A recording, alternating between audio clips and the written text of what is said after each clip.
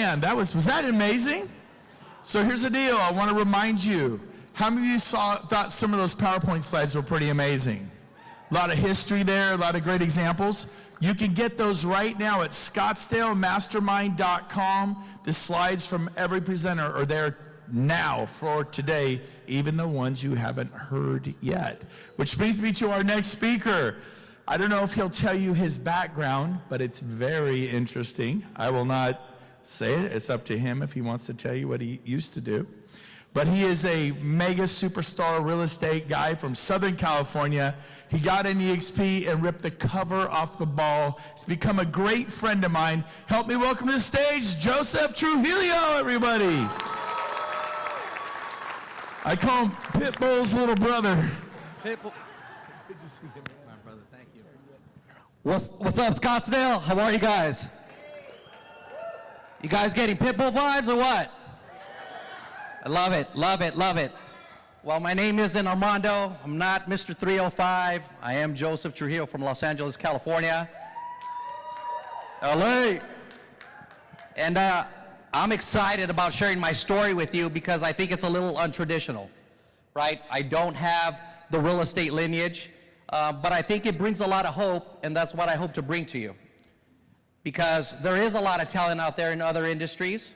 There's a lot of talent that are going to be coming that are not even here in real estate yet. And when they join this company, when you spread the good word, it's going to create an abundance of opportunity. And who's excited about that?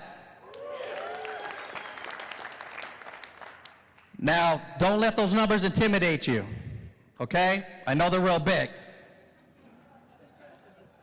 But I foresee some zeros behind those numbers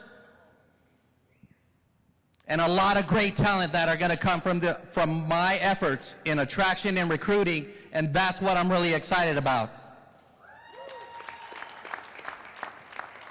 Handsome fellow, right? So with my story, it's a little different, and I'm gonna rewind the clock a little bit for you guys so you know a little bit about me, because I hope that my story will resonate with some of you, because like many of you have, and those that have been on stage, come from some adversity, have had some humble beginnings, and my story is very, very similar. See, I was born in New Mexico in that adobe home in 1975. New Mexico! Born inside of a house, Native American midwife delivered me, but my family knew that we were destined for something better. And so they relocated myself at the time to Los Angeles, California, and to a city called Huntington Park. Now, if some of you don't know where Huntington Park is, it is in the middle of East LA, South Central, and Watts. Okay? So you can imagine how happy I was as a kid. And growing up as a teenager in the late 80s, early 90s, when Los Angeles just happened to be the murder capital rate of the world, every single day was a mission just to get to school. I mean, literally, every single block had different gangs, different challenges. So I literally had to wake up every morning, get a basketball, pretend like I'm an athlete, and run like Forrest Gump to high school, okay? But we did our best to survive. My parents were amazing parents, and they got me involved in sports, and so we seen that through. And in that picture that you see there, and that literally is our family car, okay? Imagine a 1963 Chevy Impala in the height of the gang era. Kind of ridiculous, right? And we lived in this humble one-bedroom apartment in that alley for about 12 years. Now, those young lads that you see in that picture, we have all heard the saying, right? You know, show me your friends that you hang around with, and I'll show you who you'll be, or the sum of 5 people, right? We've all heard that. That little one on the end, that's my little brother, Johnny. He's an executive supervisor for the city of Loma Linda now, and was a highly regarded West Coast producer for many, many years. The gentleman right next to him, that's me, with hair, okay? And then my cousin right next to me, Richard Gutierrez, He was one of the most sought after high school football coaches in the United States, and now he's a high-level educator in Santa Clarita Valley. And then my best friend, that cholo on the end, Victor Sanchez, he is a top 5 executive at a small company called World Financial Group, Transamerica. Okay. And so all these individuals here, these are my day ones. I ride with them to the end. Every single week we connect, we talk, we collaborate, and we're happy, where we ended up for now. But we all have a higher purpose, and I think that resonates with everybody here. We're talking about elevation, going next level, right? Like, it's amazing to be in front of all these phenomenal leaders. But without a higher purpose, then you'll find yourself being average, okay? So out of high school, epically failed in college, and, my pops was in the Marine Corps. Matter of fact, today's Armed Services Day, so all you veterans out there, salute.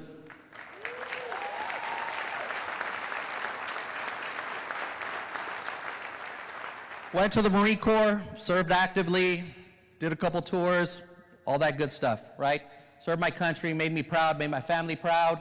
Got out of the Marine Corps, sought a higher purpose, didn't really know what to do, didn't have the entrepreneurial spirit, and I started working for Department of Justice from the ground up. Worked in the federal prison system, started doing really cool things like investigations, and yes, I am going to tell my story, Brent.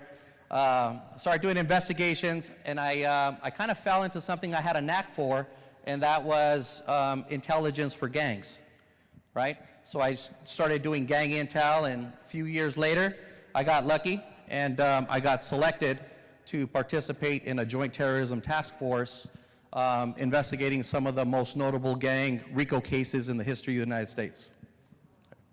So thank you guys.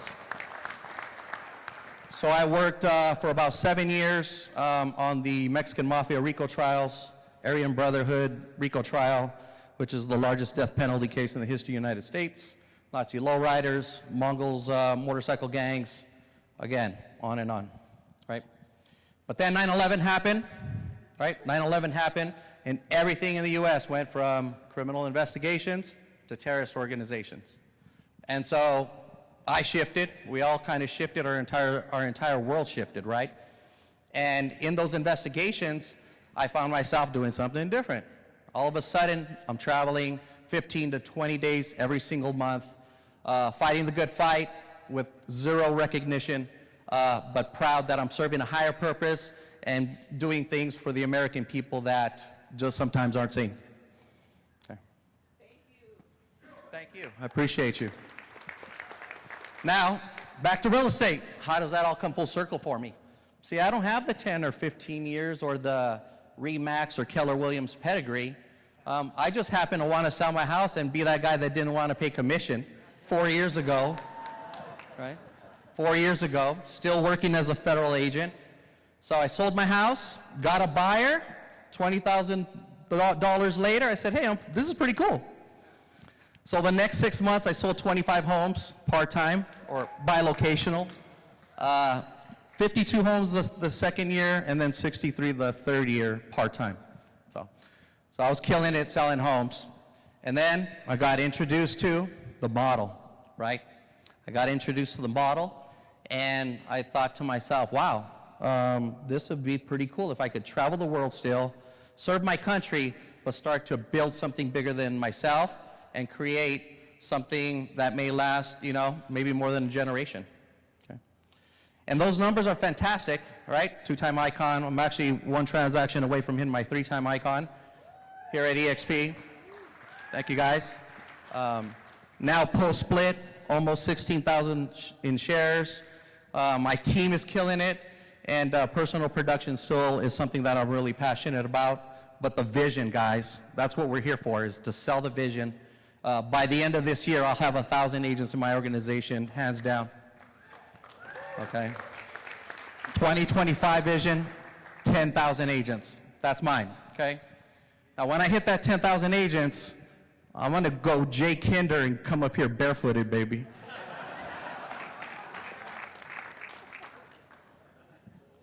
But I challenge you guys to just kind of dig deep and ask yourselves, okay? Are you the one in your family? Okay. Because for me, that's important. See, the humble beginnings, I won't be left a house or any money from my family, okay? I'm going to be the one that's going to change the destiny for generations to come in my family, okay? I'm going to be the one. And that's what this company provides. Believe the hype, right? Got to believe the hype. I share that video with you just to kind of illustrate some of the stuff that we're doing in my team and how we're starting to build a culture, create this incredible crusade, and just attracting the best agents, not just in our, in our area, but trying to spread the good word so then that way we can create this amazing organization and enroll the best agents in the United States and in the world now. So, and that begins with the 3 tips that I wanted to share. Having attended a few of these, everybody shares the golden ones, right? If you don't have the list, if you don't have the wealth chart, you're already behind the curve, all right? So what I would like to talk to you guys about is 1, the dream, okay? I have the dream. I feel it, okay? I breathe it from fro to toe. Every single day I wake up, that's my motivation. It's my family, it's the legacy, it's what I can do better and what I can give back, right? And so every day when I show up and I do and participate and take full throttle in my agent attraction, I want to sell the dream. I have a vision. I want to be able to share that vision, right? As leaders, we see things other people cannot. Does everybody agree? Right? As leaders, we see things that they just don't, right? And that's why we get so frustrated in this process. We're like, don't you see it? But you have to be able to sell that. You have to be able to, I mean, it should sell itself, but to some degree, you have to be able to illustrate that and be profound in your approach. You have to be able to customize your approach with people that are not looking for the cookie cutter presentation, okay? So the dream is a really, really big deal. And if you guys can, write this down, right? The dream that you sell, the dream that you put together, it has to be bigger than the dream that they're currently in. Their dream has to fit in your box. And I believe 9 out of 10 agents fit in this dream. 10 out of 10 fit in this dream. But you just have to be able to illustrate that and get them to go from their small dream to your big dream. Everybody agree with that? Now, how else do you do this? Number 2, create the mission, right? Like Brent said, your approach has to be infectious. You have to have crusaders. You got to have people riding with you. You have to have like full support. You have to give back, just like in that video, just like my team, CA Homes Pro. Stand up, guys, stand up. Where you at? Stand up real quick, right? I can't even get these guys to do an Avid, but they'll put on all, synchronized red shirts. So, love you guys. You guys are killing it. Culture's a really big thing, guys, right? I learned this in my years of federal government service. How do you get 18-year-olds to put on a uniform, go across the seas, and put their life on the line for you? How do you do that? Right? You have to sell them something bigger than what they've ever experienced. And so you have to create a culture, an environment, a brotherhood. You have to put that together for them. And you could do that through social media, just like I did in those videos. I pay somebody $125 to $200 to put together these kind of hype videos. Put them on Instagram and just let them go wild. And you'll start to attract, right? We talk about all the tactics of being diligent in putting together lists and attracting and recruiting people. Well, how about that organic attraction? Now that's the fire right there, when you can start to create this organically and take it to the next level, okay? So promote the mission, that's a big deal. Number 3, praise and recognize. Praise and recognize. Another takeaway that I learned in my experience in my past life is you have to recognize the people that you're developing, right? Every single agent that you bring on, like somebody had mentioned, you have to get them to recruit, right? Get them one person. They have to see the dream. They have to feel it. They have to get that $100 to $200 check for it to be real. It's no different than a brand new agent when they join your squad. They don't believe it until they get the first commission check, right? Now, you have to elevate. As you start to develop, and even with my 250 agents, what I'm really proud about my numbers is that I know that I'm attracting great agents to this company, okay?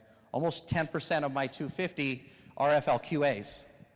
So when I hit 500, that'll be 50, and when I hit 1,000, that'll be 100. And so those frontline numbers matter. And the way I do that is I elevate them, right? Every single one, we do one-on-ones, I help them coach, I help them mentor, we do side-by-side stuff, three-way calls with all of our senior leaders and partners, so it enables them to be able to feed into what we have going on and then sell the dream and acknowledge the great work. You gotta acknowledge them. In my experience, if you take these three elements, you sell the dream, you create the mission, you praise and recognize, and you'll start to create this thing called a movement, right? A movement. Not a real estate company, but a movement, and that's a really different thing to be a part of. Thank you, guys. Thank you. So I'm going to leave you with some wisdom here, okay? We make a living by what we get, but we make a life by what we give. That's profound, guys, right? It's not about the money. Those are just vehicles. Those are just vehicles. But the life that we give, I mean, think about it. Like, what are you really giving back in your agent attraction methods? What are you really giving back? Are you just asking them to join just because you got a couple cool videos? No. You have to give back to people. That's what goes full circle, right? Everything right now, everybody, that's a warm conversation. Everybody agrees EXP is a warm conversation. But what is your value proposition to some of the best people out there to join you in your organization? You have to give back. And we give back to our community and our culture by education, right? By hosting events, by recognizing people, by introducing them into simply just what we got going on, right? I operate this office in Claremont Upland, a branch office, and that office is open to every agent, every vendor. Everybody's welcome to come in and collaborate and grow, right? It's just a community for us to be able to come together and just share and mastermind, and it's infectious. People want to be around the cool guys. And so, that being said, I really appreciate the opportunity. Brent and James, I want to be on this stage when I hit 1,000. Thank you guys for your time. I appreciate it wholeheartedly. Woo! Joseph!